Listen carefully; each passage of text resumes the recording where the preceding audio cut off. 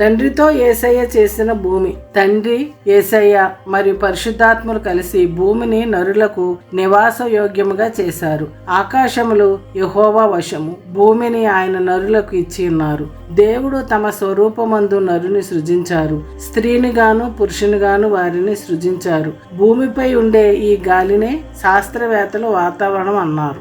Oxygen, nitrogen, organ, neon, ammonia, నీటి ఆవిరి మరియు ఇతర వాయువులు మిళితమై ఉన్నాయి. వాతావరణం భూమి నుండి వెళ్ళిపోకుండా భూమి ఆకర్షణ శక్తి దానిని అరికడుతూ ఉంటుంది. భూగోళంతో పాటు వాతావరణం కూడా నిరంతరం కదులుతూ ఉంటుంది. సూర్యుడు, చంద్రుడు, నక్షత్రాలు, ఇతర గ్రహాలు నరులు నివసించటానికి యోగ్యమైనది కావు.